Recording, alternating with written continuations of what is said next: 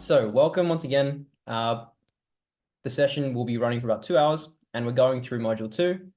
But before I just start, I'll talk a little bit about basically what I do. I've been tutoring chemistry for about 4 years now, and Catalyst Chemistry is the tutoring program that I run throughout the year.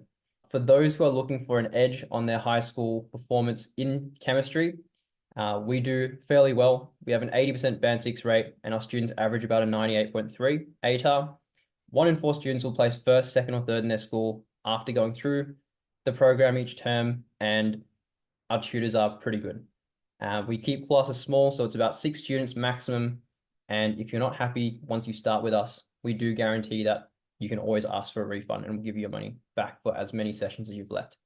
So if that's something you're interested in, the link to our website is on our social media page, Catalyst Chemistry, and you can always give us a call. But apart from that, today's just about going through module 2 free of charge. So get as much value out of it as you can. And at the end of it all, please ask any questions. And during the session, ask as many questions as you can. So we'll get started.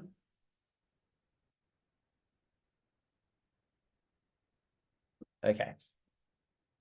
Module 2. Can everyone hear me okay? Just double checking. Yeah. Awesome. Yep, all good. Perfect.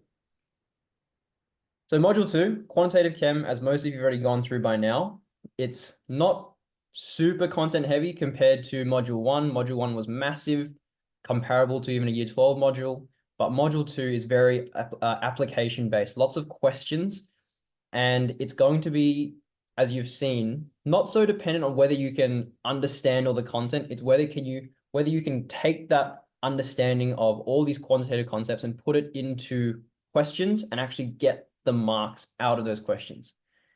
So the only way to do well in this module is by practicing a lot. By this point of the term, most of you have exams in the next week, 2 weeks, if you haven't already taken your exam. But if you still have your exam coming, the number one thing you can do to prepare for an exam this term is just doing questions. There is no point going back over content over and over again, but this session will serve as a review of everything from start to finish. And after this session, you should be able to do every mod 2 question. You have no excuse not to go and basically do as many questions as you can. So hopefully your school is giving you something to work through already.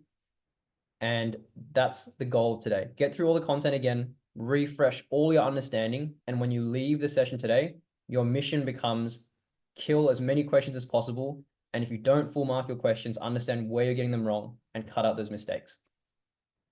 Okay. So we'll start all the way back at the start of module 2, and we'll go through the start relatively quickly. If you have a depth study, if it's on mod 2, the ideas will apply the same, but you'll need to approach your assessment differently, because if it's not an exam, your approach should be to master your depth study, whatever it might be. You're not going to prepare for it the same way. You still want to do questions, but the idea of doing lots of questions will prepare you well for your annual exam at the end of term 3. That's kind of more of a long-term vision if you're working on a depth study or a shorter prac-based exam this term. You'd be wanting to work more on specifically what your school tells you. So if you're doing a depth study where you do a write-up and you have to work on more scientific method, talking more on accuracy, reliability, validity, you're working more on exactly how you do a good write-up, how you analyze an experiment. Those things are more important. I'm happy to talk about them at the end, but we'll talk more on module 2 to begin. Okay, so chemical reactions and stoichiometry is the first inquiry question. And the question is, what happens in chemical reactions? The first question I have for all of you is, what is a chemical reaction? What is a chemical reaction? Just type in chat or on mute. What actually is a chemical reaction? How do you define that?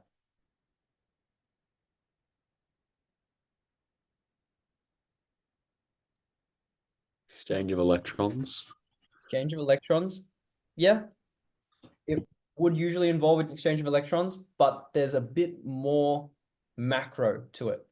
Isn't exchange of electrons like what drives chemical reactions? Yeah, so the exchange of electrons, which drives a change in composition. Rearrangement of atoms, great. This is what we're looking for. So when you have a substance which starts as one thing and ends as a completely different substance, that would be a chemical change, as opposed to a physical change. So a chemical change would be something where you react, for example, a metal with an acid, and you end up with new substance at the end, a salt, water, and you get a salt and hydrogen gas at the end of it all. A physical change is different. That would be, for example, you're changing an ice cube, so solid ice cube, into liquid water. So the chemical change is like a complete change of composition, and then the physical change is like a change of state. Correct. Physical change is one possible physical change. There are different types of physical change you're going to go. But the key differentiator is you have no change in composition for a physical change, but you'd have a change in composition for a chemical change or a chemical reaction. All right. That makes sense for everyone. First thing to understand. And then we move into the idea of stoichiometry. Stoichiometry is how we relate different parts in a reaction. And we say, before you talk about stoichiometry, we need to understand the law of conservation of mass. What's the law of conservation of mass? Unmute or type in chat, whatever's easier. Test yourself. No problems with getting things wrong in here. No one at your school is going to find out. So what's the law of conservation of mass? Mass is going to be created or destroyed, right? So the number of atoms in a reaction must stay the same from the start to when they finish. In other words, the total mass of your reactants will equal to the total mass of your products. The total number of atoms in your reactants will stay the same in your products. If you have one black atom in your reactants, it will stay the same in your products, and two red atoms will stay the same in your products. Why does this matter? It's because it will tell us about how parts are related in a reaction. Stoichiometry relates reactants to products. It is defined as the ratios between the quantities of products and reactants taking part in a reaction, and they're usually whole products. So if you're talking about stoichiometry, you're saying that the stoichiometric ratios between parts are always whole numbers. Stoichiometry means that if you have 2 moles of sodium reacting with 1 mole of chloride or chlorine, you would form 2 sodium chloride units in a 2:1:2 ratio. That ratio is what we call a molar ratio or a stoichiometric ratio. And I'm jumping a bit ahead with moles here, but I'm assuming that most of you already covered moles in class. Okay.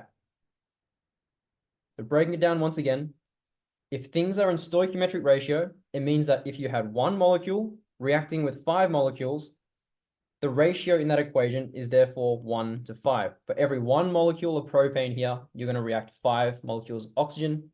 And the products will also be defined. If the ratio is 5:3, 5 molecules of O2 would form 3 molecules of CO2. These are our stoichiometric ratios. And the way that we word it is we would say that the stoichiometric ratio, for example, of C3H8 to O2 is 1:5. Or we can say that it takes 5 oxygen molecules to react 1 molecule of C3H8. So I'll keep moving along. Any questions, please type them in the chat.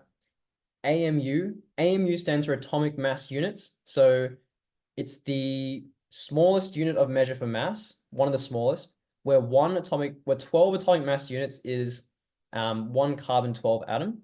And you can measure the mass of a single atom or molecule relative to that. So 44 atomic mass units means you have 3 carbons, each at about 12 atomic mass units, and 8 hydrogens, each at about 1.008 atomic mass units. And if you sum those all up, the mass of a propane is therefore 44.09 or thereabouts.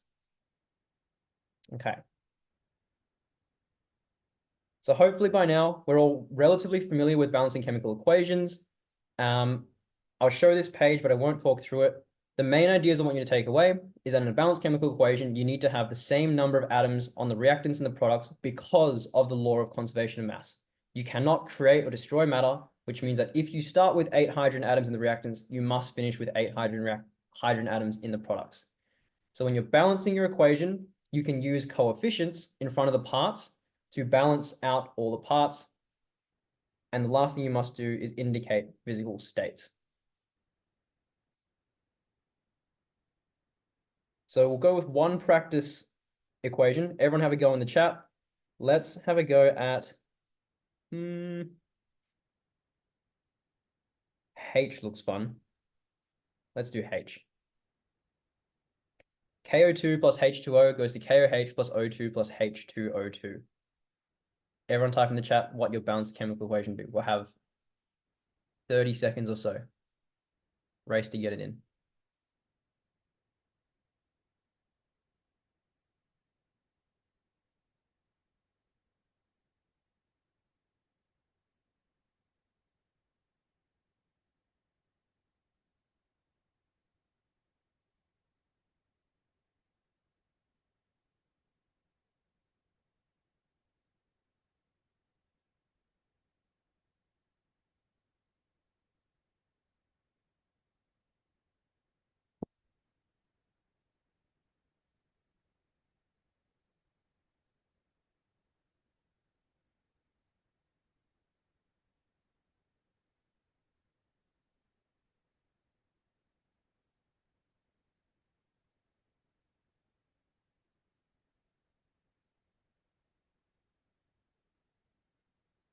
Nice. Kamadi's in first, and they've got exactly what I've got here.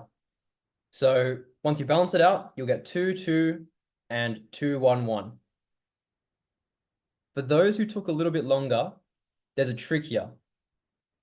The trick here is that we have lots of oxygen and also lots of hydrogen within the parts. So there's one rule I want to introduce to all of you, so you never ever get stuck on a balance again. The number one rule, if you have more than one of the same element on one side,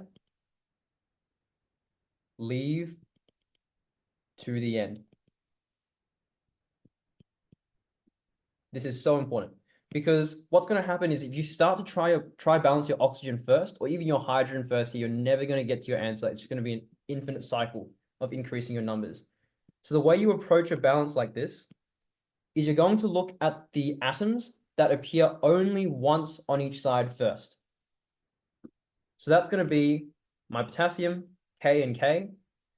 So there's only one on each side. I'm actually happy with my potassium. I can move on to the next least common atom, and that's going to be hydrogen.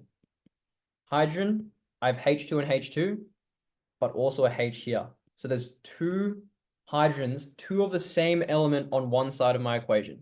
So this is the next most simple, and I can see that it's not balanced. There's 3 on the right and only 1 on the left. So the simplest solution is I can move up to the next most common amount of hydrogen, and it would be the next most common whole even number, and that would be to go to 4 hydrogens on the right by putting a 2 in front of the KOH and putting a 2 in front of H2O. This would give me 4 hydrogens and 2 and 2, meaning my hydrogen is balanced, but I've now changed my number of potassiums. So I have to adjust for that. There's now 2 potassiums on the right and 1 on the left, meaning I can do a 2 in front of the KO2, balancing out my potassiums. And now that my potassiums are balanced, my next most common atom is balanced, hydrogen is balanced, I can move finally on to my oxygen. And if I count up my oxygen, I have 4, and I have 2, and I have 2, 2, and 2. And that is actually balanced there. What you'll oftentimes find is if you leave the elements that appear more than once at the end and do it in that order, they will oftentimes correct themselves or end up in a near perfect ratio where you just have to double one side or something like that. So take this away. Biggest lesson in balancing, you'll never get confused again. Let's keep moving. Definite composition. So molecules and compounds in general will always have the same elements in the same proportions by mass. So if you have CO2 that is 20, if you have CO2, no matter what CO2 molecule you get, it's going to be 27.2% carbon and 72.8% oxygen.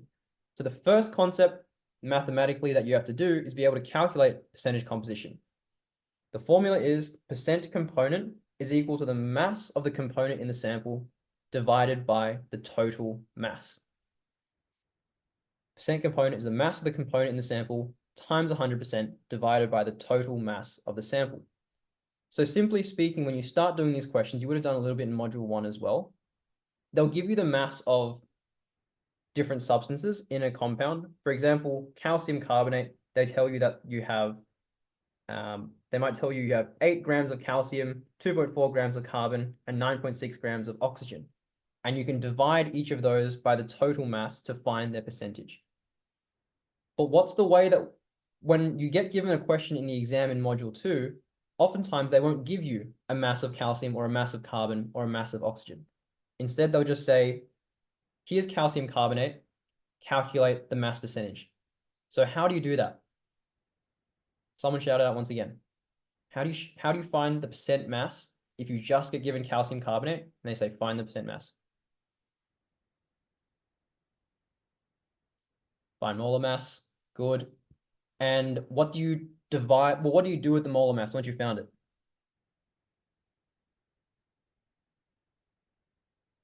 You find the molar ratio. Divide by total mass. So I've got a few ideas. Get the weights of each. Molar mass of component. I like Rachit's answer. Molar mass of component divided by total molar mass. So in your exams, the harder question is they just ask you for the mass percentage of CaCO3. You're going to take the molar mass of, say we're trying to find the percentage of oxygen. You take the molar mass of 3 oxygen atoms. So the molar mass of O3, or 3 oxygens. And you'll divide it by the total molar mass. The molar mass of CaCO3. Because that would give you how much oxygen is present in the total mass of calcium carbonate. And that would give you accurately your mass percentage. Good. Let's keep moving. So we won't go through these practice questions, but these are all what you'd expect from an easier standpoint at the start. Okay, this concept is something that will get overlooked over and over again. The students who just took my trial or like term 2 exam on module 2 struggled with density quite a fair bit. So take this as a hidden part of the syllabus that will get overlooked. Density is mass divided by volume. D is M on V. Density is mass on volume.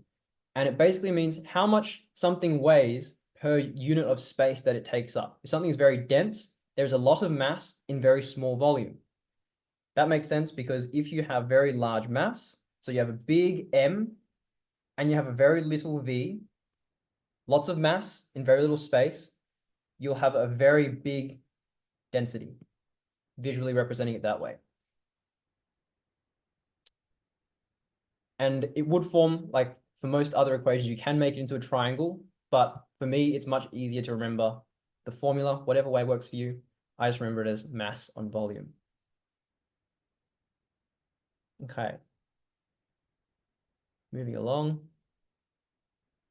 Investigations wise, you'll get certain investigations prescribed by your school. You need to be able to conduct practical investigations, observe and measure the quantitative relationships of chemical reactions for masses of solids or liquids in chemical reactions and volumes of gases in chemical reactions. So you need some sort of experiment to be able to model both of these. You can do, for example, a decomposition reaction, which will allow you to find the mass change from when you started with a substance, for example, calcium carbonate. If you decompose it, you'll have a mass change because you lose mass as gas, and you can find out how much gas you lost based on that mass. And that would allow you to find your amount that you lost and continue on from there. You've probably all done pracs similar to those, so I won't go too much in depth there. What I wanted to move more onto is the mole concept. So in the chat, everyone define what a mole is before I go on, or even unmute. What is a mole? Define in your simplest, clearest, most concise terms.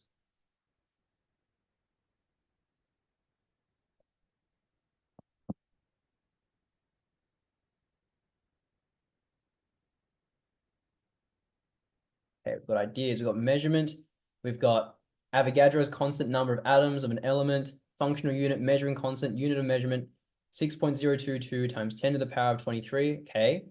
Number of atoms in a dozen grams. Okay. So we've got quite a few ideas.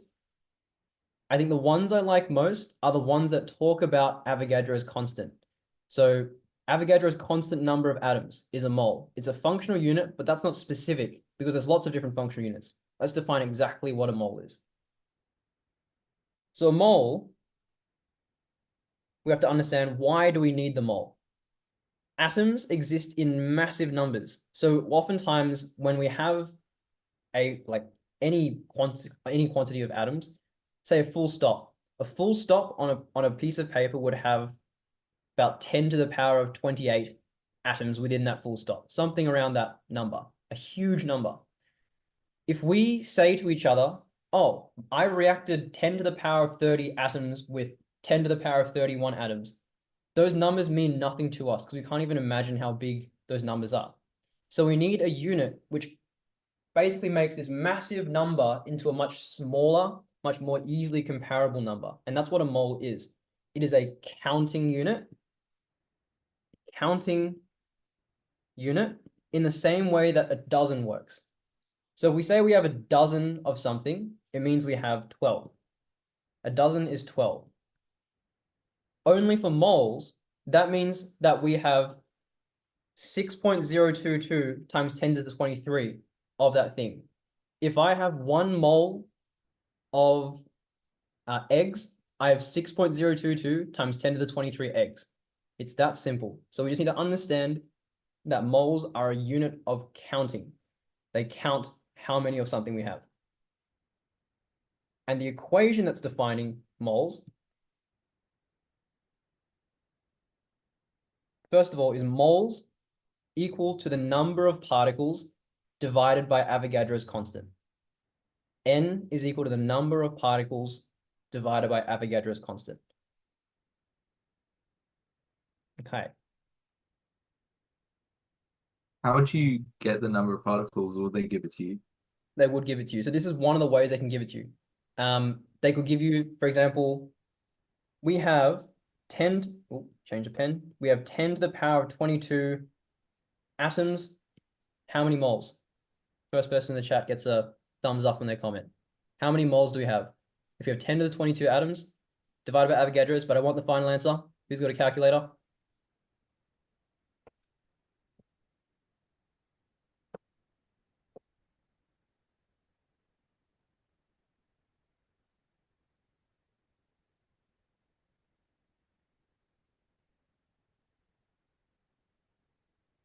How many moles is 10 to the 22 atoms?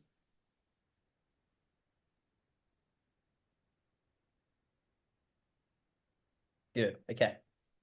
So we divide it by Avogadro's constant, 6.022 times 10 to the 23, which gives us an answer of 1.66058 times 10 to the negative 2 atoms. And if it was an exam question, how many sig figs do we leave this to?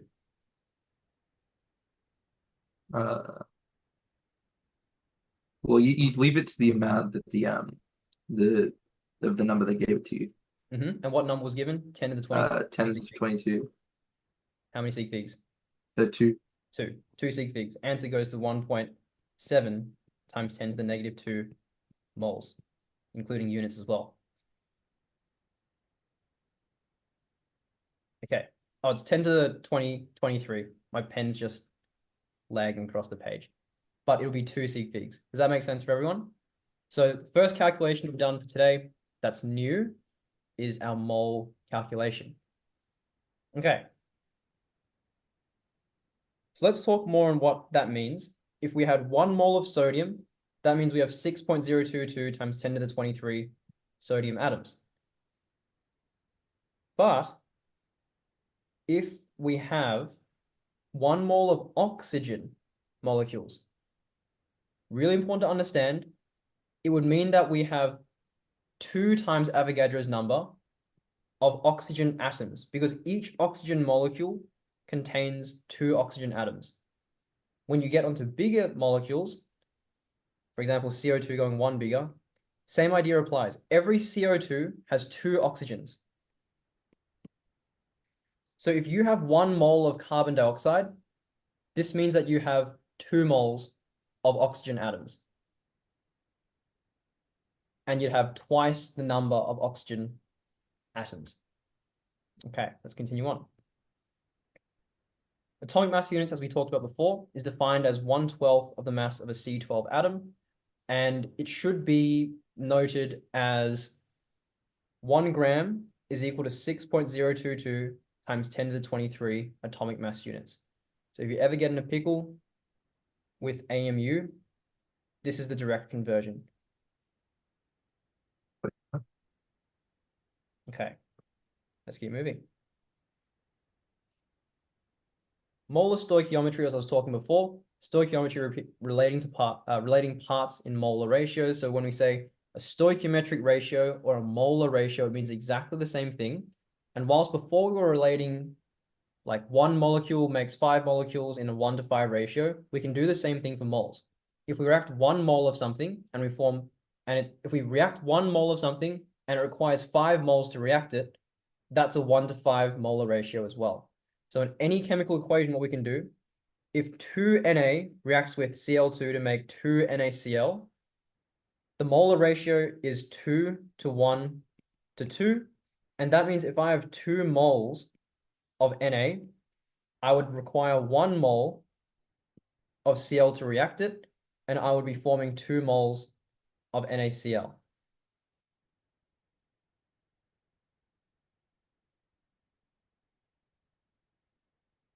So in terms of accessing these notes, unfortunately, these notes are reserved for just my students. You get access to a recording of these to go through afterwards, but the notes aren't available. You will get access if you join next term though, and the classes start on July 1st. Okay. That was the end of the first session from term. There's 3 sessions to go. This second session was probably the heaviest and highest yield. The concepts are all about moles, relating moles of elements and compounds, N equals M on MM, percentage composition, empirical formula, molecular formula, solving problems with mass change, and limiting reagent. So there's 5 key question types. Jaden, the module 1 intensive was last term. The recording's on YouTube. So for moles, molar mass, first of all, we already defined what a mole was. For molar mass, this is the second equation that relates to moles. N is equal to M on MM. You should be able to rearrange equations readily in module 2. So if you ever wanted to find the mass instead, M is equal to N times MM. And finally, molar mass is equal to mass on moles. Molar mass can be defined as the number or the mass of 1 mole of molecule. If you have 1 mole of something, how much does it weigh?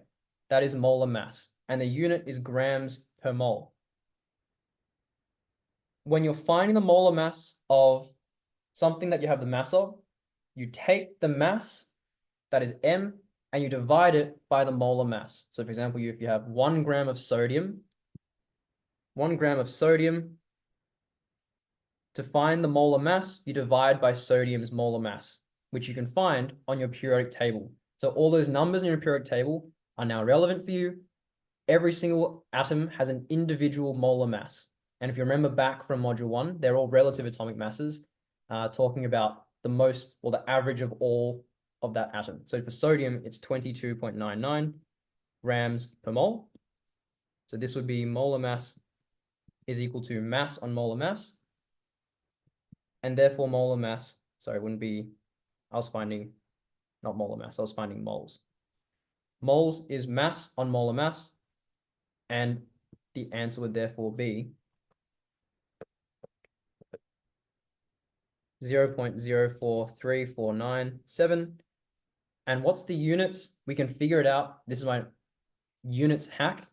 Whenever you're finding the units in a more complex question, the units will always cancel themselves out. grams will cancel out with grams, and 1 divided by 1 on mole is equal to mole. And that's how you can figure out your units without having to always memorize. You can always figure it out from whatever calculation you did. Okay. So molar mass questions. Here are some examples. You could be asked to, for example, start with the moles.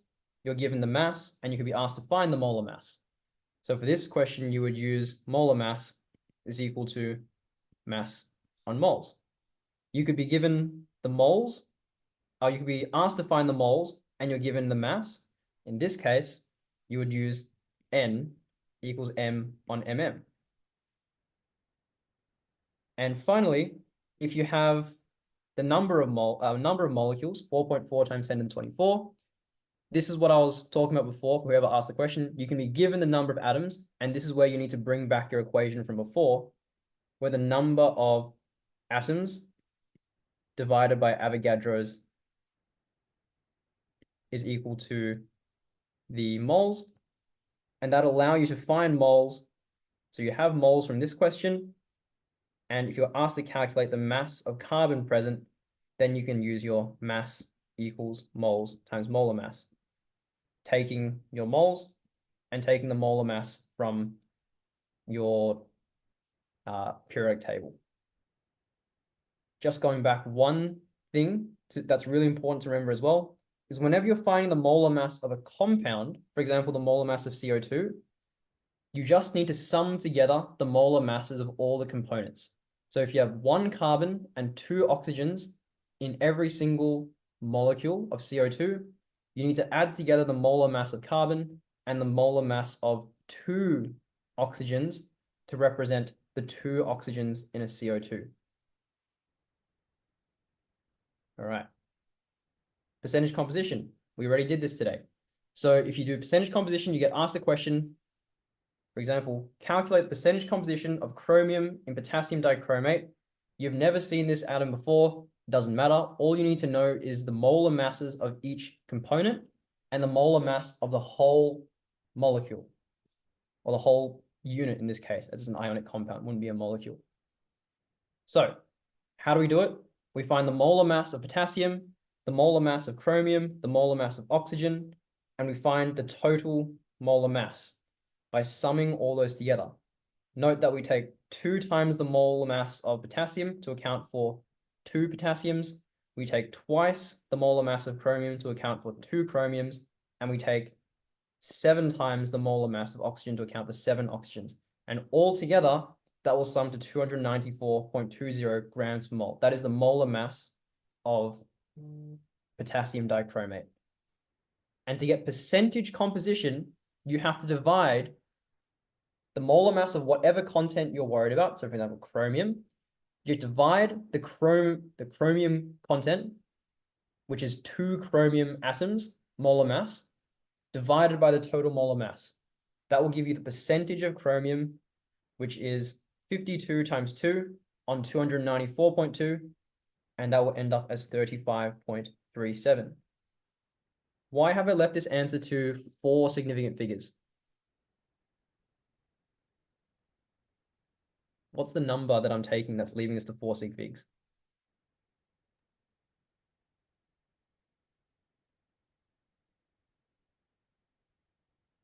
Looks like there's 52. 52.00. Sorry, what were we looking at? It could be, it could be 52.00. It could be 39.10. That's also 4 sig figs. Could be 16.00. Also 4 sig figs. You'll notice that the question had no sig figs in it. All the numbers we drew were from the periodic table. And everything in the periodic table or formula sheet is to 4 sig figs, pretty much. So if the only numbers you draw in a question are from the periodic table, your answer will be left to 4 sig figs. Okay. Sure. So more questions. Won't go through any more. Empirical formula. How do we define empirical formula?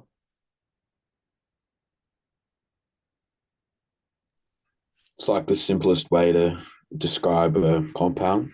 Very good. Simplest ratio of the parts in a compound. So the simplest ratio between all these parts is our empirical formula. I've just got a question about theoretical and percentage yields. So it's sort of, it's a little bit different to this because theoretical yield is how much you'd expect to get of something. So theoretical yield is if you're doing a reaction where you had 1 mole. Oh, I need to find an equation. I can make one up. So you have 1 mole of something reacting with 1 mole of something else, and you're expecting to make 2 moles of something at the end in a 1:1:2 ratio, right? The theoretical yield is you're going to get 2 moles of that substance. The percentage yield is, say you did this reaction, and in real life, it's going to be in masses, but let's just take it in moles, for example. For some reason, you only end up getting 1.5 moles of yield. Your percentage yield is how much you got in reality, so 1.5, divided by how much you expected to get, which is 2. That is your percentage yield. And your theoretical yield is the full amount. So in summary, percentage yield is like experimental yield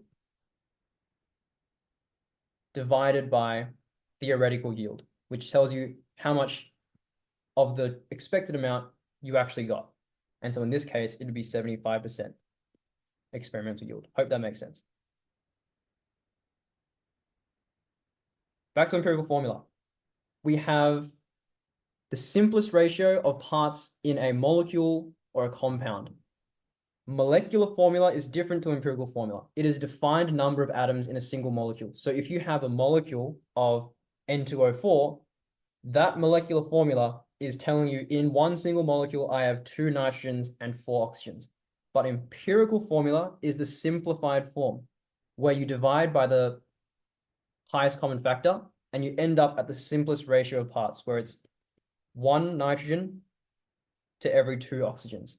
That is the simplest ratio, and that's your empirical formula. The same thing happens here for C6H6 becomes CH empirically, and C2H6O2 becomes CH3O.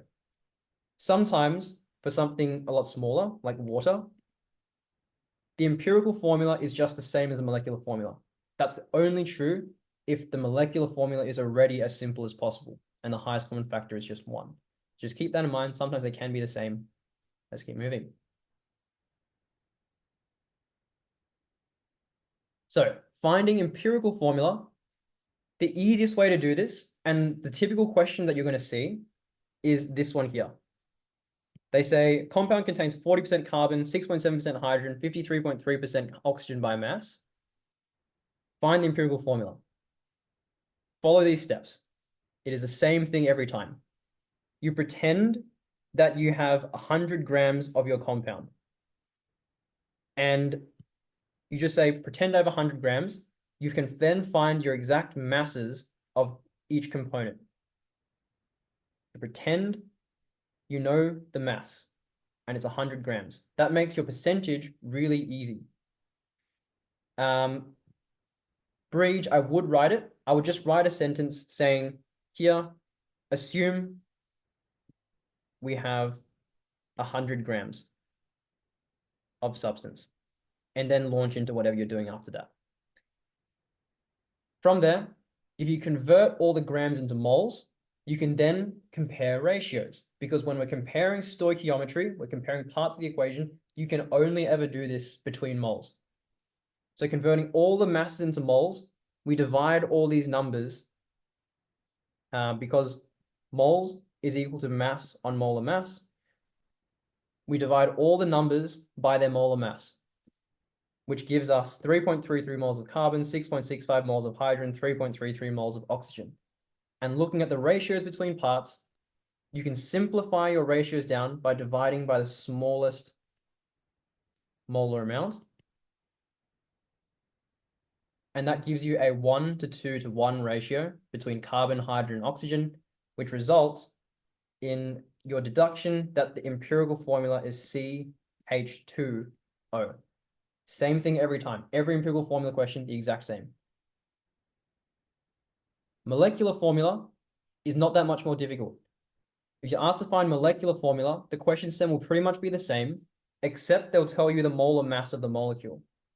So take this as the same question as last time. It's CH2O. So same percentages, 40% carbon, 6.7% hydrogen, 53.3% oxygen. To find molecular formula, you need to first find empirical formula. So we follow the same steps and say we arrive at an empirical formula of CH2O. We found empirical formula.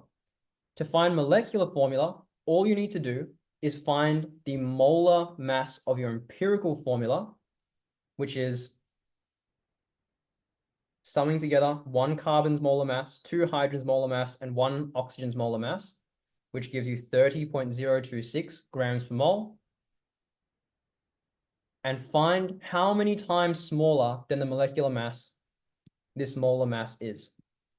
So if you do the molar mass divided by the molar mass of the empirical formula, you get around 6, which tells you your molecule is 6 times larger than your molecular mass. And you can find that the molecular formula is therefore 6 times as many carbons, 6 times as many hydrogens, and 6 times as many oxygens, giving you C6H12, and your molecule in this case is actually glucose.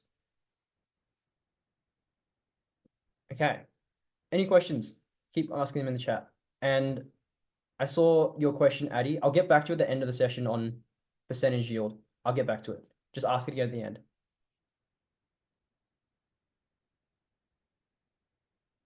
Okay, the third type of question, mass changes in chemical reactions.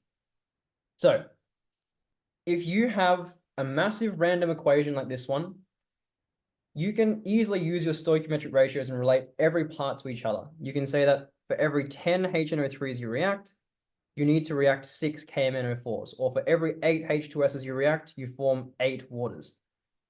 Those are relations you can talk about in terms of moles.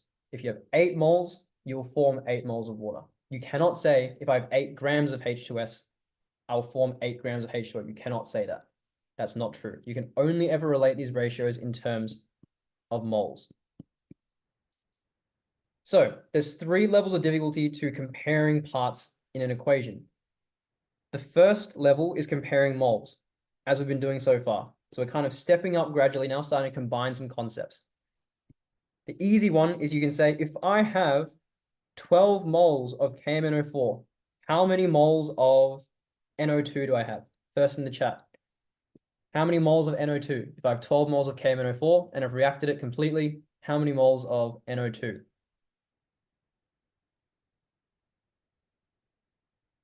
Not quite 10. I have 12 moles. 20, so double.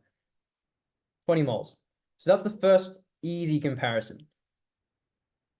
The next step up is you start with a mass and you're asked to find how many moles are formed, or you start with moles formed, or you start with moles reacted and you're asked to find what mass do I end up with. So say that I have now 50 grams of H2S.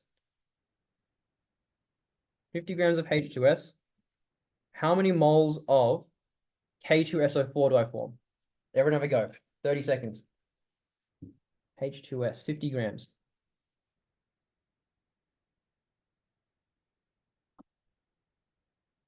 Sulfur.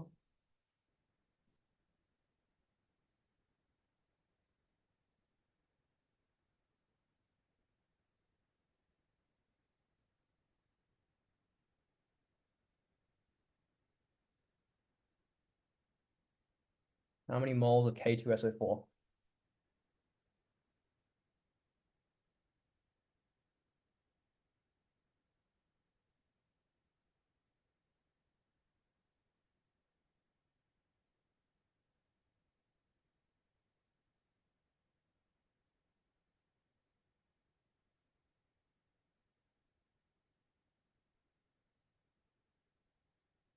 Some answers trickling in.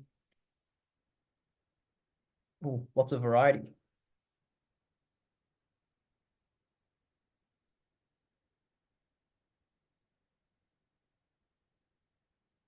We haven't had two concurrent answers yet.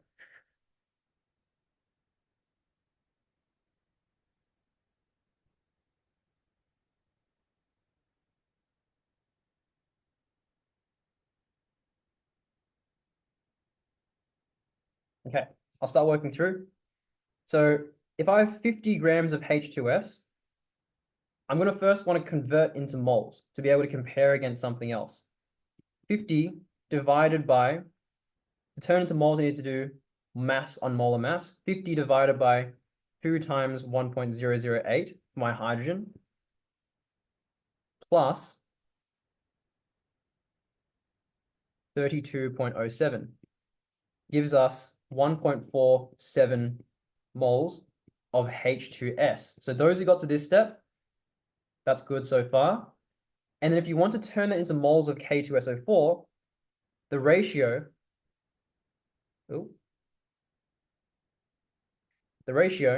is 8 to 5.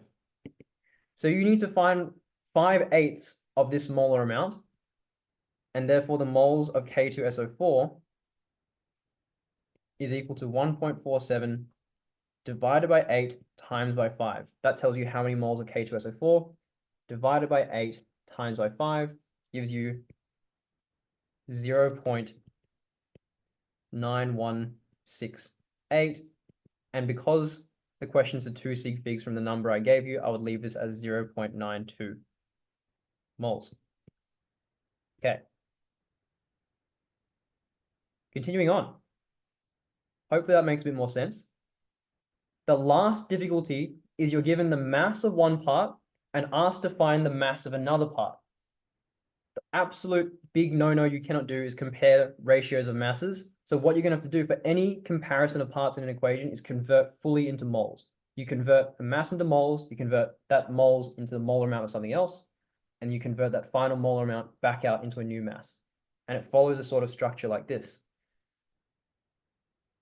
where you start with a mass, you turn it into moles, use the coefficients to turn into a new molar amount, and then finally you can turn back into mass.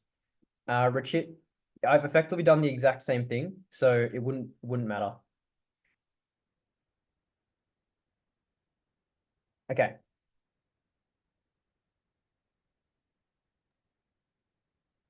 Wait, so mass to moles to what? Mass to moles, moles to moles, using a coefficient. So that's where I use 5 on 8 in the last equation, or the last question. And then once you have that molar amount, the only extension for the hardest case is turning that final molar amount into a new mass. And that's simply multiplying by molar mass to turn moles into mass. Does that make sense? Yeah. All right, awesome. Okay. Limiting reagent. Most high yield concept, I would say, in the whole of module 2. Not necessarily the hardest, but so high yield for year 12 going forward as well. Limiting reagent questions are where you have two things reacting or more, and one of the substances is in excess compared to the other one. There is too much of one compared to the other. So the example I always give is hot dogs and buns. You have 5 hot dogs and 4 buns, and you're only able to make 4 sausage sandwiches because you only have 4 buns. This limits how many hot dogs and buns you can make. And because you have the leftover hot dog or sausage, you're going to have that as your excess reagent. So when we apply this to a chemical reaction, we're almost never going to have a perfect, complete reaction in real life. We always need to consider our reactions in terms of one substance being limiting and one substance being in excess. And this is your theoretical yield, Addy, that we'll talk about before, how much you expect to get. Okay, so to solve a limiting reagent question, there are 4 steps. You need to 1, make a balanced equation. 2, find the moles of everything. Because when you're comparing ratios, you want to compare amounts. You don't want to compare masses, you want to compare amounts.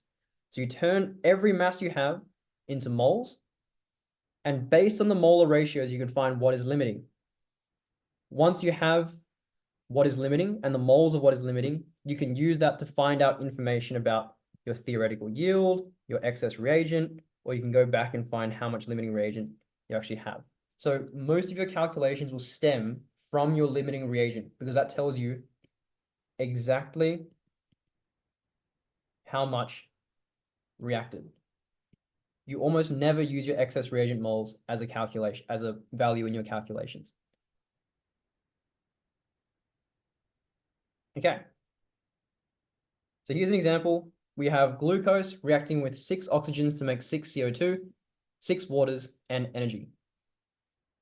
What amount of excess reagent is left over, and what mass of CO2 is produced in a reaction between 25 grams of glucose and 40 grams of oxygen?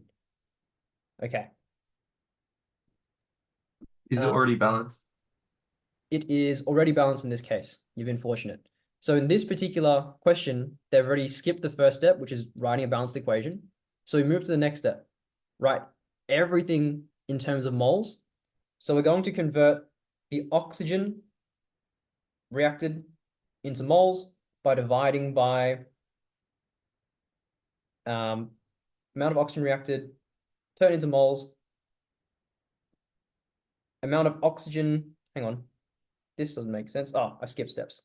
So the molar mass of glucose is 180.06. So if you divide the mass of glucose by 180.06, you'll get 0.1388. And for oxygen, the same thing, divide by 16 times 2 for the 2 oxygen atoms, you'll get 1.25 moles.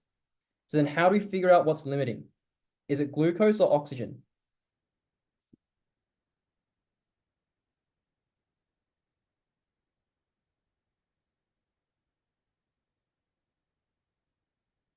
Is glucose limiting or oxygen limiting?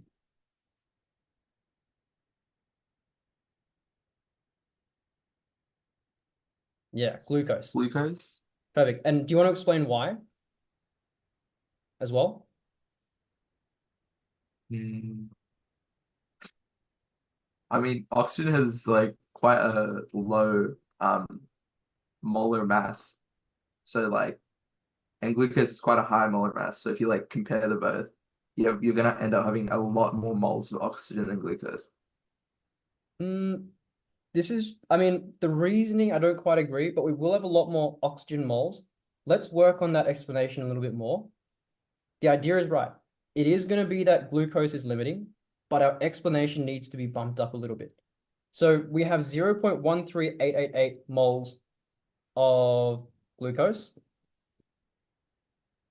Whenever we're trying to figure out limiting reagent, we need to figure out which or how much of the other reagents do we need to completely react the glucose. The ratio is 1:6 for glucose to oxygen.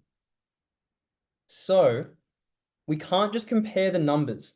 First of all, we can't just say because glucose is a smaller number, there's going to be a limiting reagent here.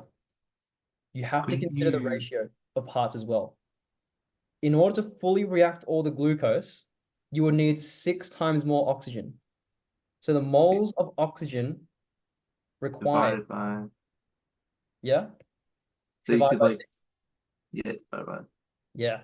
So you could either divide this number by 6, or you could multiply this number by 6 to find the moles of oxygen required, which would be something around like 0.8-ish, just doing it in my head.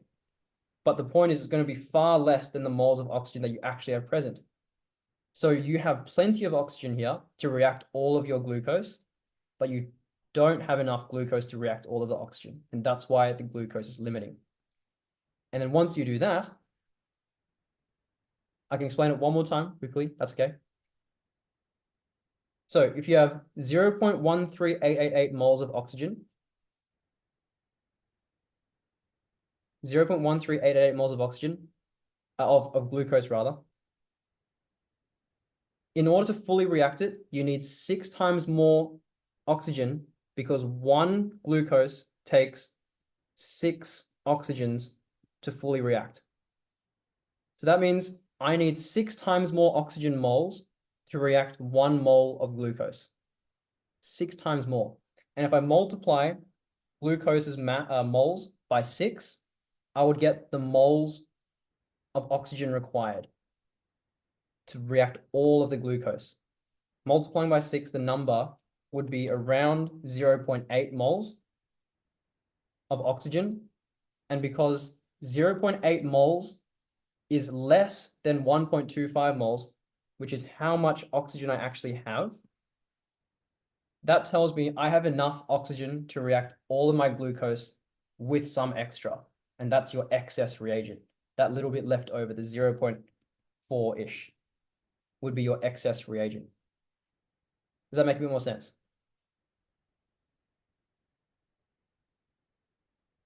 Okay, amazing.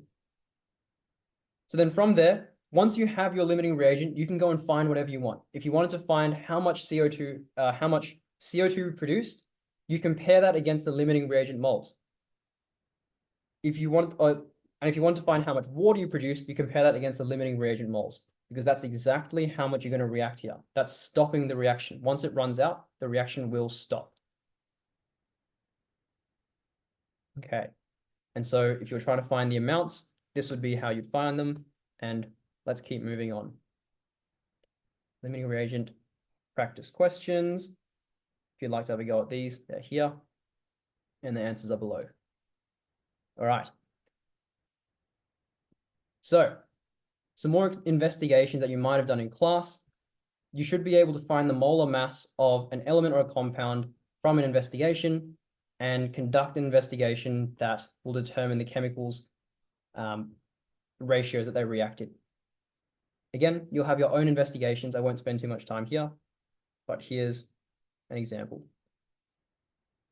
Concentration molarity, third inquiry question. Question is, how are chemicals in solutions measured? And we have a few important relationships with concentration. Once again, you're expected to do an investigation to find concentrations from any given solution. So we can do that through an investigation such as this one, where we basically evaporate out the water, find the content, weigh it, divide it by molar mass to find the moles, and we can find concentration. Something like this isn't too bad, but we just need to understand what concentration is. So concentration, to define it, concentration is the amount of solute present in a specified volume of solvent. The amount of solute in a specified volume of solvent. Solute is a substance dissolved in a solution, and solvent is the solution that is holding all the solute within it. So those are important terms to get our heads around. The ideas of dilute versus concentrated, imagine it through cordial. Dilute cordial tastes terrible. There's not enough cordial in it, and that is very little solute per unit volume. Compare this to a concentrate of cordial. That's drinking cordial straight from the bottle. That is a lot of solute, lots of stuff dissolved in that bottle, very bright color, as opposed to a much paler color in a dilute solution. It means more solute per unit volume if you have a concentrated solution. So modeling that here, we have a dilute solution with some solute per unit solvent, but a concentrated solution is much more concentrated. There's a lot more solute per unit of solvent. Then we have two other terms that don't really come up until maybe module 5, but saturated versus unsaturated. A saturated solution you cannot dissolve any more solute into, and unsaturated you can continue dissolving solute into it. So those aren't too important, but this is. C equals N on V, write it in bold, write it on your forehead, whatever way you can remember it, so important. Stays relevant until year 12, all the way until the end. And the equation is C equals N on V, where concentration is in terms of moles per liter. And that makes sense to us because the formula is moles divided by volume, which typically take the units of mole per liter. That's how you get your units. If you know your formulae and you know the units of what the things in the formulae have, you can always derive units. The other term that we hear a lot of is molarity. Molarity being different to density from before. Density being M on V. Molarity is N on V. And typically when we talk about concentration, we talk about concentration through molarity in chemistry. How do we convert between molarity and density? How do we convert between molarity and density? How do we go from N on V to M on V?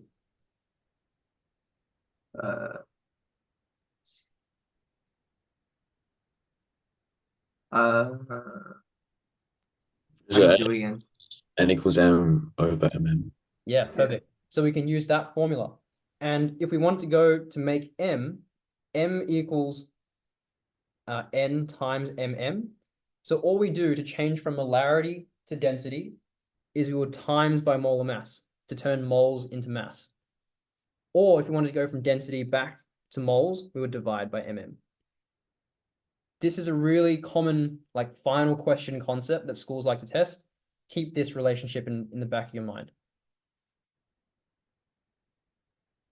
Okay. So calculating molarity, really straightforward. If you get given the volume, you're given the moles, C equals N on V. If you get given the volume and the concentration, you would do N equals CV. And if you get given the moles and the concentration, asked to find volume, you can rearrange V equals N on C. So all those rearrangements you should be comfortable with. You can always derive them out. Concentration units. You need to be familiar with molarity, moles per liter, familiar with mass per volume. So that's your more density form, grams per liter. Parts per million is a confusing one. We'll talk about that more in a second, but it is milligrams per kilogram or milligrams per liter. Percentage by mass, mass per volume percentage or volume per volume percentage. You have to understand that these are units that are sort of unique. And if you don't know these, you'll get tripped up on your questions. It is grams per 100 grams, grams per 100 mils, or milligrams per 100 grams. If you can convert from these across, you'll have no problem with percentage mass. So if you say you have 1% weight per weight, this is the same as saying 1 gram per 100 grams. That's the same thing. So whenever you have percent mass, percent weight per volume per volume, be comfortable converting from the percentage to the relationship between grams per 100 grams, grams per 100 mils, or mils per 100 grams, mils per 100 mils at the last one. Okay. And just to show that again, these are your percentage concentrations where you have percent weight per weight. If you have 3% weight per weight, it's 3 grams per 100 grams.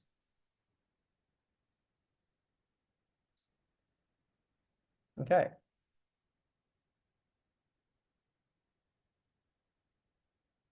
Dilutions and standard solutions. So when you talk about a dilution, it is making something less concentrated. So that means either adding more solvent or taking solute out of solution. Usually it's going to be adding more solvent. So when you're diluting something, you're adding more water into a solution and making there be more solvent compared to the amount of solute that's present. The equation that we use to talk about dilutions, whenever we have a change in concentration from a starting solution to an ending solution, is C1V1 is equal to C2V2.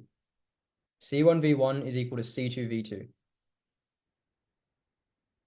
And this makes sense because if we have the moles initially and the moles final in a dilution, you'll notice that the moles stay exactly the same. Same number of moles. So that means the moles initially before you do a dilution and the moles at the end are exactly the same, which means you can equate them together. And because moles initial would be equal to C1V1, moles being concentration times volume, that is equal to C2V2, assuming this is for the final solution. And that's how you derive this dilution formula. It makes your life a lot easier when you're doing dilutions instead of having to go convert all the way to moles, then take the molar amount, and then turn it back into a concentration, you can kind of skip all those steps and do it in one. So how that looks is you had a question where you added 100 mils of water to 0.25 molar sodium chloride and added it up to 1.5 liters. And you're asked to calculate the new concentration of solution. You can identify this as a dilution because you've been adding water to a solution, making it have a larger volume compared to the start.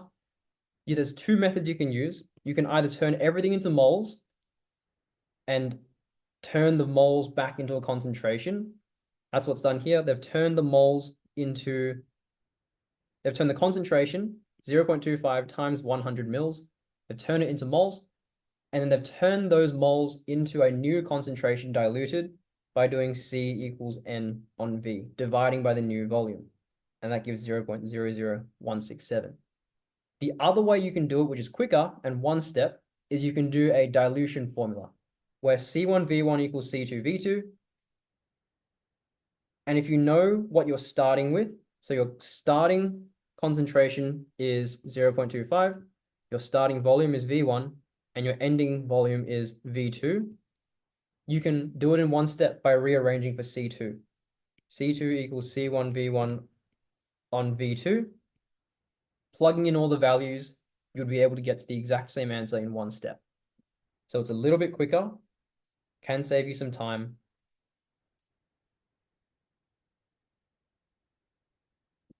Okay. Wait, can you go back for a second? Yes. Let me know when you're good.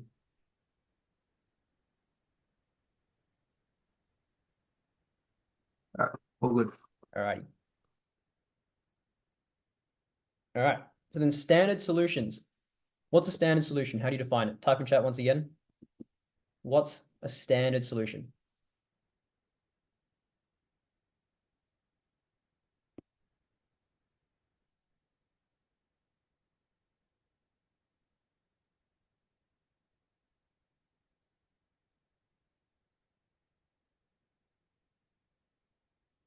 Standard solution. Solution with exact known concentration, generally known from a highly pure substance. Very good. I like that.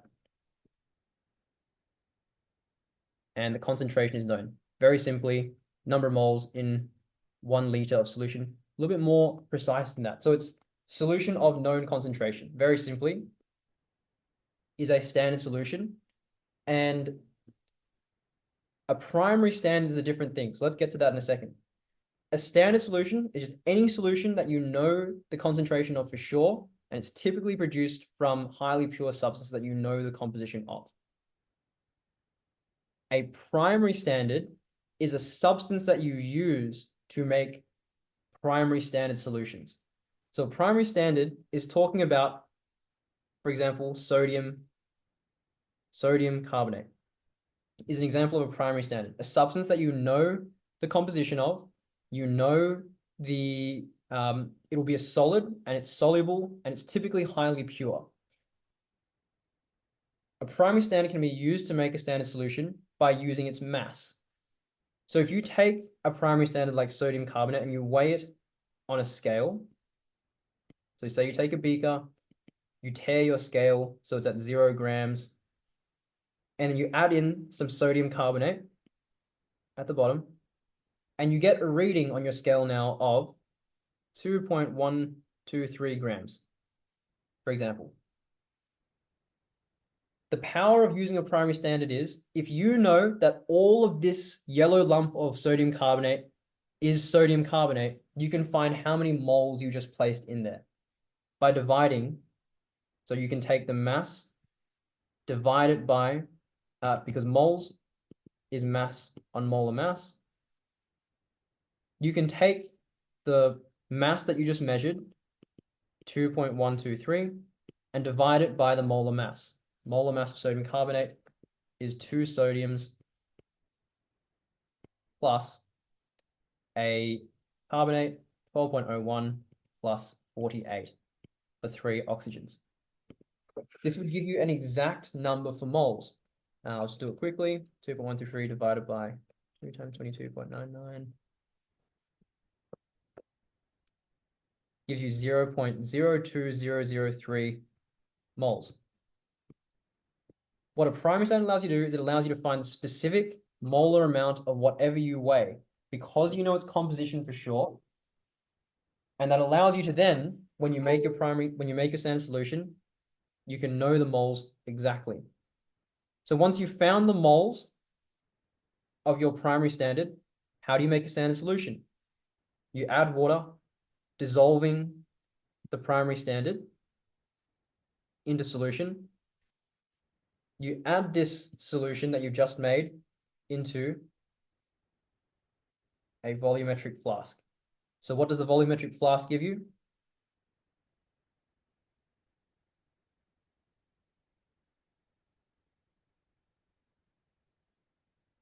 What does a volumetric flask allow you to find? Exact volume. Perfect, Natra. So once you get this filled up to your gradation mark, say you have a gradation mark, and this is a 25 ml volumetric flask, fill up your solution to the bottom of the meniscus with water and seal the top, inverting 20 or so times. You would know that you have the exact volume from this volumetric flask. So now you have the exact moles from your primary standard, and you have your exact volume in the volumetric flask. What can you now find?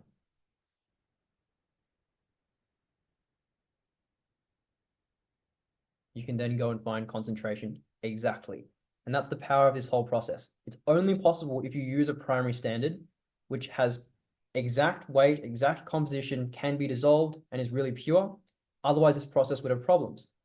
What would happen if you used a primary standard that wasn't pure? How would that affect the concentration you find?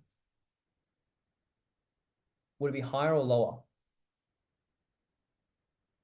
Lower, good. Because if you had an impure primary standard, and of the 2.123 grams, say there was an extra 0.2 grams of impurity, your actual concentration is going to be a little bit lower than what you expect, because you don't have as many moles as you actually have. You might only have 0.018 moles. So that's why it's important to have a pure primary standard. Okay, things that are important, second primary standard has to be soluble, has to have definite composition, has to be pure, has to be non-volatile, and a high molecular weight does increase the accuracy. When you're diluting a standard solution, same thing as before, you can use your dilution factors. Let's have a go at one of these. Say you take a stock solution, which is 5.6 molar, 46 mils is diluted to 116 mils. Can everyone have a go at finding the final concentration? What's the final concentration of solution A? You got 5.6 molar of stock. Take 46 mils of it and dilute to 116 mils. What's the final concentration? Type it in the chat when you have it.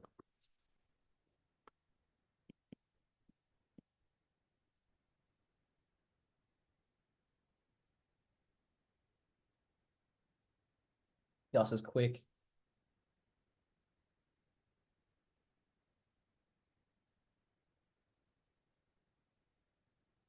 Probably wrong.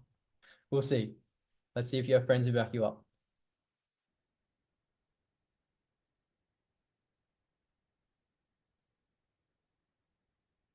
Got a privately messaged answer that agrees. Let's wait for one or two more.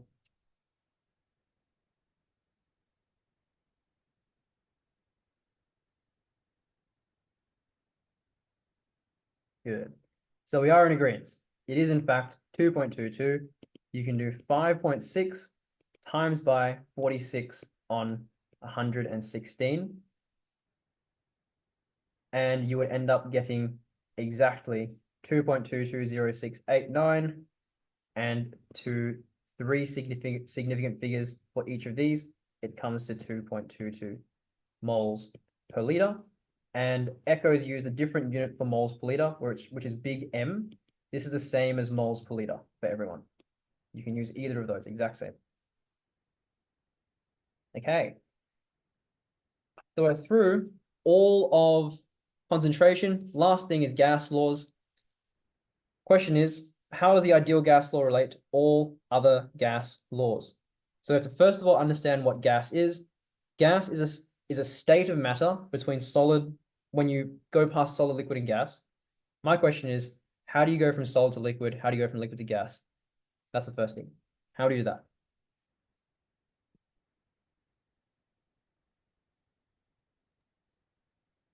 Temperature, heat, kinetic energy. Good. So understanding that states of matter are simply representations of how much heat is present in a system. That's what temperature actually represents. Temperature is equal to kinetic energy, or like it is a representation of kinetic energy. I shouldn't say equal. Temperature is a measure of kinetic energy. So particles are solid. If you imagine the coldest particle, what that would mean is that particle would have absolutely no kinetic energy. It would be still, it would be static. Does anyone know what that temperature is called? Kelvin, absolute zero. Absolute zero, great. And that's represented on a graph where we start at 0 Kelvin. You would have no movement in your particles, absolute zero. And that's 0 Kelvin, in other words, negative 273.15 degrees Celsius. These are the same thing. As you increase temperature, your particles will start to gain kinetic energy and they start to vibrate in a solid state. Solid particles will increase in kinetic energy as you add more heat until all of a sudden the energy is enough for the particles to start breaking free of the lattice they're held in and moving around each other. That is the transition you make from solid to liquid. So on this graph, I'm showing kinetic energy, I guess, temperature and KE. You would have a transition in state. And this is the first jump. As liquid gains more energy, you would have more movement of these particles as well. And eventually they have enough energy to break free of the liquid state and they can move freely as gas. So this is a transition from solid to liquid, transition from liquid to gas will occur in 2 different steps. And as you increase temperature, kinetic energy will rise. So this is what gas is. Gas is high energy particles that have so much energy that the particles are no longer, the attraction between particles are no longer strong enough to hold themselves together. They will move really quickly. And this gives gas its properties. It's free flowing, so particles will move freely. It will diffuse around a room. Particles will move all throughout the spaces of a room. There's no limitations to where it can go. Compressibility, gases can be squished into smaller spaces because they are no longer defined by a fixed volume. You can expand out gases to fill a larger space. You can also squish them down to a much smaller space, depending on what you'd like to do with them. So I'm guessing the graph varies from element to element. Exactly right. Because the temperature at which something boils is going to be different for every different element, right? So it might be compressed to boil at lower temperatures if the particles have a lower boiling point and melting point, or the graph would be stretched in the case of, for example, metal. Metals would have much higher melting point, much higher boiling point, depending on what metal it is. Once again, every metal will be different, and every element, every molecule, every compound will be slightly different as well. Good question. Then I'll go to the last point before I talk on the one in the middle. Gases should have low density because they have a lot of space between each of the particles. They'll be dispersed across a massive volume, which makes them less dense than the solids and liquids. And to give you an idea, density of the gases typically are 1,000 times less than liquids and solids. And that density formula we talked about before can be used to calculate the density of a gas. D equals M on V. Then this point in the middle, when you change volume or you change temperature, a volume of a gas will change. When you heat a gas sample, it actually expands, and when you cool a gas sample, it contracts. So the idea is there are factors that can affect the volume of a gas. Temperature is one, but there's another variable we're about to introduce that also ties in closely. Before we do that, once again, this is relating temperature to kinetic energy. Understanding that when we talk about gas, and its movement. There are several rules that gas movement follows. They'll move in straight lines. The collisions between gas particles are elastic, so when they collide, they don't lose any energy. We assume that they also have negligible volume. This is obviously not true, but for our calculations, we assume these things. We also assume that there are negligible interactive forces and that kinetic energy is proportional to the absolute temperature. So this is the relationship T equals 2 on 3 times kinetic energy over the Boltzmann constant. You don't need to know this, but what you need to take away from this, I guess, graph and formula is that temperature is directly correlated to kinetic energy. And that's what it measures. Okay. Introducing the Kelvin. Kelvin is another unit of temperature. Whenever you do any calculation involving temperature, it has to be in Kelvin, or you're going to get negative values. Kelvin versus temperature, to go from Kelvin to degrees Celsius, you add 273.15, and to go from degrees Celsius back to Kelvin, you take away 273.15. This is on your formula sheet, and you can use that. You should be using the bottom conversion much more often, where you're going from degrees Celsius to Kelvin. Sorry, it's the other way, plus and minus. Hang on. Yes, plus and minus the other way. So you go from Kelvin to degrees Celsius, you're taking away 273.15. To go to degrees Celsius to Kelvin, you're adding 273.15. What is gas volume? Gas volume can be measured in terms of mils, liters, meters cubed. Any of these can be used, but gas volume is just how much space a gas will take up, and it'll expand to fill whatever container it is held within. So if you have a certain amount of gas and you put it in one container, it'll have a fixed volume. If you put it within a different container, which is larger, the gas will expand to fill that volume. So it's purely dependent on what container the gas is held in. The last idea that we need to introduce, apart from temperature and volume, is pressure. So what's pressure? How do we think of pressure? It's kind of like gas density. Not in a way. In a way. In a way, but I wouldn't directly say that's what gas pressure is. Kamadi's kind of hit the nail on the head. It's force per area. And we think about pressure. I want you all to think about pressure. If my fingers are gas particles, they'll be hitting against the walls of the container every single millisecond, every single second. Gas particles are smacking against the sides of a container, right? Pressure is essentially how much force are these collisions against the walls causing. And the more collisions you have, the more force is being exerted on the edges of the container, and that would result in a higher pressure. That's what pressure is, the force per area. So gas pressure is how much force is being applied against the area of the container. What's the unit? The unit, we'd probably use we would use newtons per, we use newtons per meter squared. Oh, pascals, yeah. Yeah, to measure what a pascal is. That's what a pascal is. A pascal is a newton per meter squared, and that can be translated into kilopascals, kilopascals being 1,000 times larger as a unit. Okay, anything else I want to talk on here? I think that's okay. Pressure is force on area. I'll talk about this more in a second. And partial pressure, total pressure, don't really need to know it, but you can take a screenshot if you'd like to read on this later. Okay, units of pressure, as we were just talking about, there's the pascal, which is newtons per meter squared. There's standard atmospheres, ATM. So if you have 1 atmosphere, it means you have 101.3 kilopascals.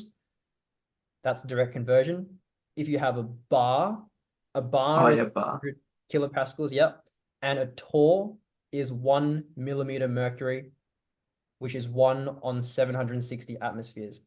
Wasn't bar like equal to normal atmospheres?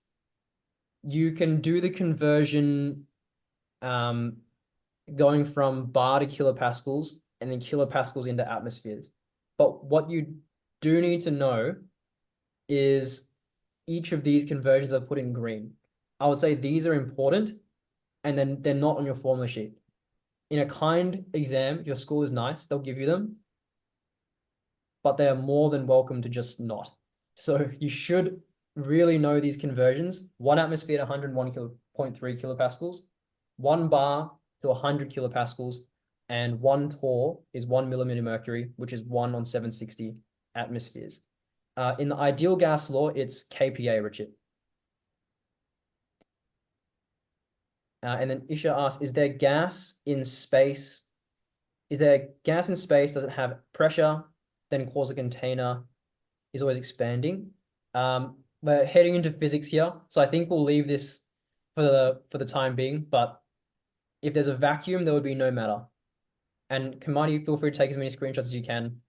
You are more than welcome to scab the notes that you can get through the session, but I won't be sharing a PDF. Didn't you say you were going to post this on YouTube or something? Yeah, it'll be up on YouTube, but the Okay. PDF won't. Yeah. Okay. So once we have all of the units of pressure, we should be able to convert between them. So for example, if we wanted to go from ATM to millimeters mercury, the way we apply these conversions is we look at the conversion that contains ATM or the one that contains millimeters mercury, and we can see, okay, the second one is probably more suitable here. 1 millimeter mercury is equal to 1 on 760 ATM. And so we want to turn ATMs into millimeter mercury. We take what 1 ATM is equal to, and ATM would be 760 millimeters mercury. So if we wanted to find how many millimeters mercury in 0.875, we can multiply 0.875 times by 760 to give us how many millimeters mercury have. 760 times 0.875 is 665 millimeters mercury to 3SF.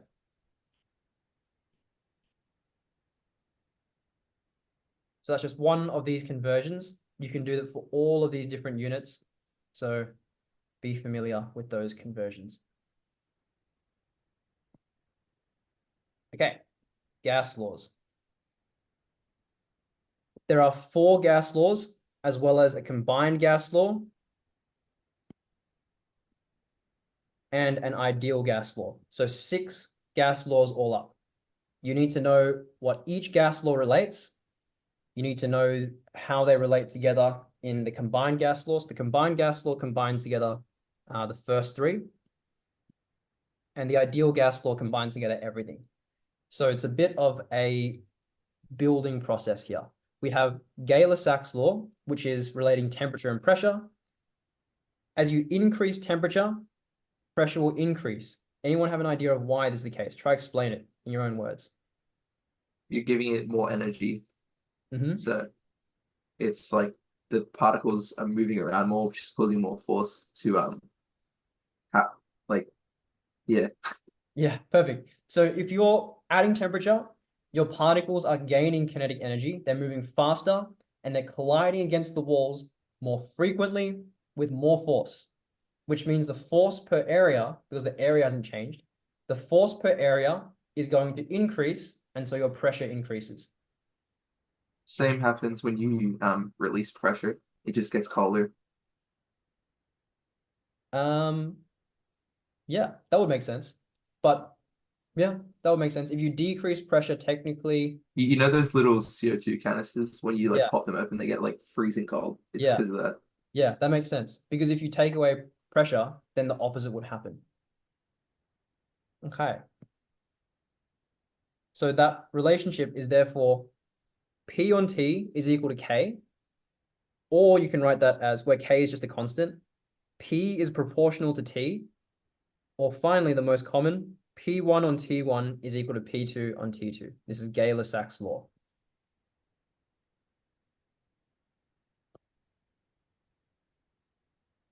Boyle's law, volume and pressure are directly related. So if you were to decrease volume, why does pressure increase? Someone try explain this again in terms of the force per area.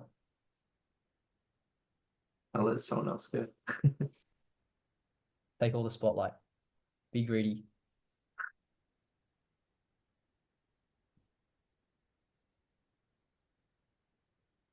It's Why? because it's exerting the same amount of kinetic energy in a smaller area. Yes. So you're essentially shrinking down the area because pressure is force divided by area. When you decrease volume, what you're doing is you're decreasing the area. And if you decrease area, the denominator is becoming smaller. This will increase your pressure. So everything for the gas laws, think in terms of your pressure function. Pressure is equal to force on area. It makes things so much easier. And you can talk about it in terms of the collisions as well. If you're shrinking down the area, you're going to have more collisions against the walls per second. They're not going to be faster. They're not going to be like stronger in nature. But if you shrink the area, instead of a particle taking 2 seconds to hit the roof, it'll now take 1 second, and then 1 second, and 1 second. So there'll be not only a smaller area, but also a larger force due to more collisions. And you'll learn more about collision theory later. But more force and smaller area both affect pressure as an increasing to increase pressure. And so you get the relationship that PV on K, PV equals K.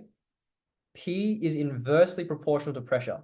So if you increase volume, that'll lead to a decrease in pressure. And if you decrease volume, it will lead to an increase in pressure. They're inversely proportional. And P1 V1 equals P2 V2. How do you ask? Doesn't this law fail at the extremes? Because at extremely high pressures, the gas molecules no longer have negligible volume and the inverse relationship can't hold. Yeah, which is why we talk about all of our relationships through the assumptions that we had. This would fail if you squished your gas down so small that everything is locked together in place and can't move. Yes, this would technically fail. But for our understanding, we don't really need to consider this case. And negligible volume basically just meaning that if you had basically a volume of 0 or very close to 0, all of these particles would be squished in such a small space that they're not even free to move anymore because they take up space themselves. That would mean that there's actually no movement and the law would fail. But it's an extreme case. Don't really need to consider it for the most part in year 11. Good point though. Okay. More questions. Third law. Charles's law states that the volume of gas is directly proportional to its temperature when measured at a constant pressure. So temperature and volume, if you increase temperature and keep pressure constant. So all of these comparisons we've been making before, one variable is held constant out of volume, temperature, and pressure. If we increase temperature and hold pressure constant, this would lead to an increase in volume. Explain why.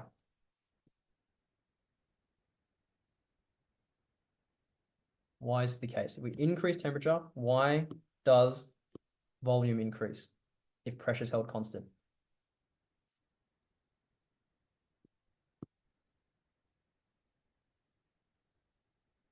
Think pressure. How does the pressure function affect this?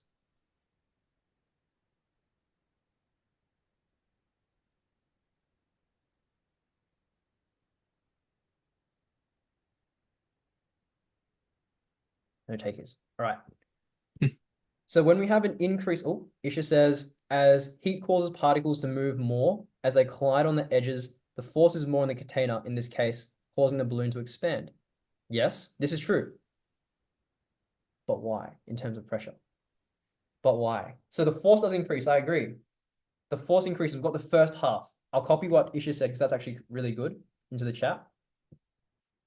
So as heat causes particles to move more, they collide on the edges and the force increases. So So yep. since the pressure is kept the same, the force increasing, it trades instead of increasing pressure, increases the like volume. Well, what's changing in the pressure function? It's nothing because it's a constant. Pressure stays the same, but if force is rising, what must change to keep The volume. the same? Not volume. What's on the bottom? Temperature. Area. Oh, air. Area has to increase in order to keep pressure constant.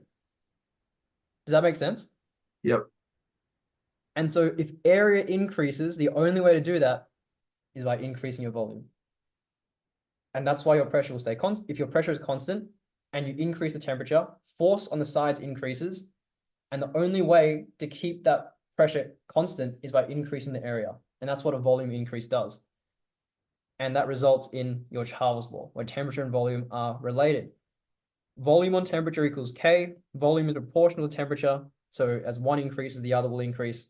And V1 on T1 equals V2 on T2. Once again, more questions. And putting those all together, we get three graphs, which each represent one of the laws: volume and pressure, volume and temperature, pressure and temperature. And the combined gas law, P1V1 on T1 equals P2V2 on T2, can be formed from the three laws. The places where you use that combined gas law are where you get a question with 6 different variables, or 5 variables given and 1 unknown.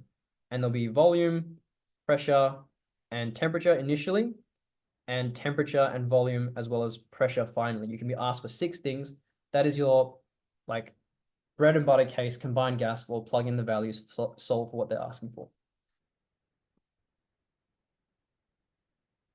Finally, Avogadro's law, probably the easiest to understand, relates together volume and moles. The more gas you have, the more volume it will take up. If you keep every other constant, if you keep all the other values constant, pressure and temperature. Relatively intuitive. I don't think there's too much to talk about here. V1 on N1 equals V2 on N2. Rachit asks, what about questions where they mix gases in sealed containers? Would you use combined gas law? They mix gases in sealed containers. That's kind of more venturing into partial pressure, I think, unless they're asking total pressure. I'd have to see the question to give a specific answer. Okay. This super, super high yield as well. Molar volume. How much volume does a mole of substance take up is decided by, therefore, its temperature and pressure. It will change, but there are 2 very important sets of conditions: STP and SLC. Standard temperature and pressure and standard lab conditions, you have to be able to see these conditions and instantly recognize them as distinct. Standard temperature and pressure is 0 degrees Celsius and 273.15 Kelvin and 100 kilopascals. This is how, oftentimes you'll see one of these 2 temperatures and the pressure 100 kPa. Standard lab conditions is the same pressure, except it's 25 degrees Celsius, the room temperature of the lab. Why are these so important? It's because of these 2 relationships at the bottom. At STP, 1 mole of gas will occupy 22.71 liters. At SLC, 1 mole of gas will occupy 24.79 liters. These are in your formula sheet. You must make use of these to make your life easier. SLC RTP, what does the R stand for, Rashid? Room temperature pressure, yeah. Wait, that doesn't mean, does that make sense? SL, as in together, SLC RTP, standard lab conditions, room temperature pressure.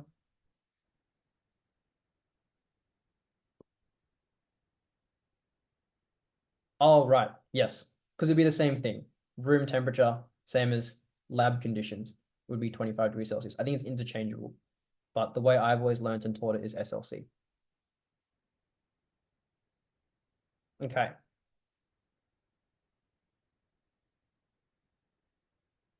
So then to finish off, we're pretty much at the end. The ideal gas law combines everything together into a single law. All of these relationships in pressure, volume, moles, and temperature is now in a single equation. It assumes those movement laws about gas we assumed before. And it says that PV is equal to nRT. PV is equal to nRT.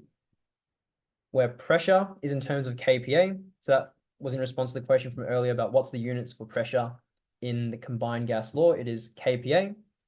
Volume is liters, moles in mole, R. R is the universal gas constant. 8.314 is in your formula sheet, except be wary on the formula sheet, if you check it, the units are different to how the universal gas constant is used in the ideal gas law, which is so confusing. So you just need to remember that kPa is your unit for pressure, and you'll be okay for the ideal gas law.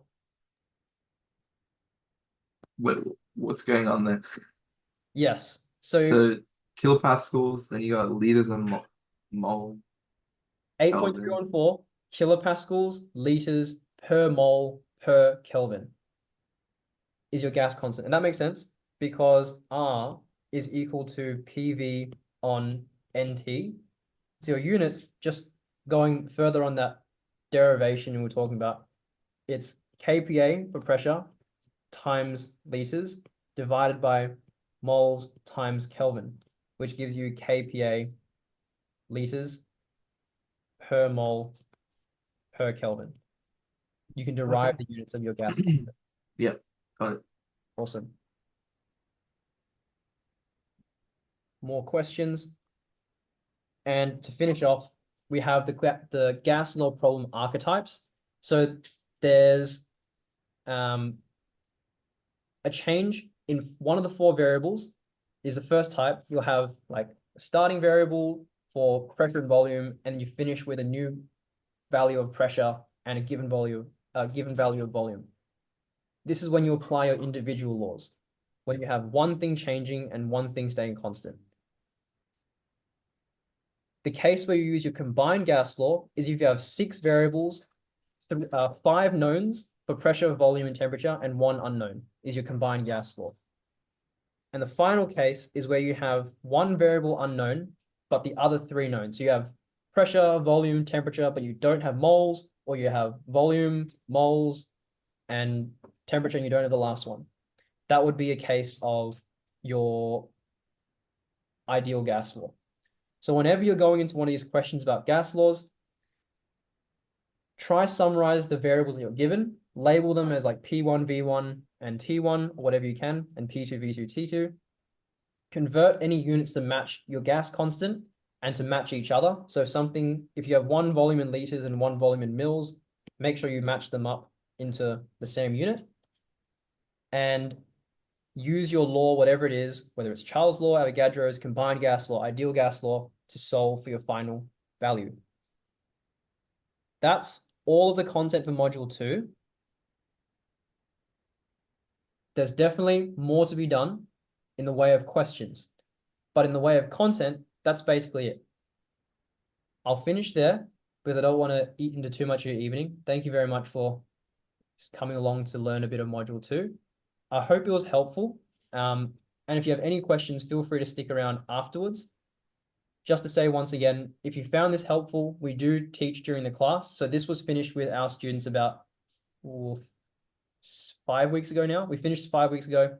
So this is a bit of a blast from the past for me. Our term starts July 1st. So if you're keen to get a head start for this big annual period, just send me a message on either Instagram or through our website, and we'll have a chat over the phone to see if we can help you out. But if you found this helpful, that's all I was asking for. We'll be running this again next term for Module 3 and 4. And apart from that, have a good evening, and I'll be sticking around to answer some questions.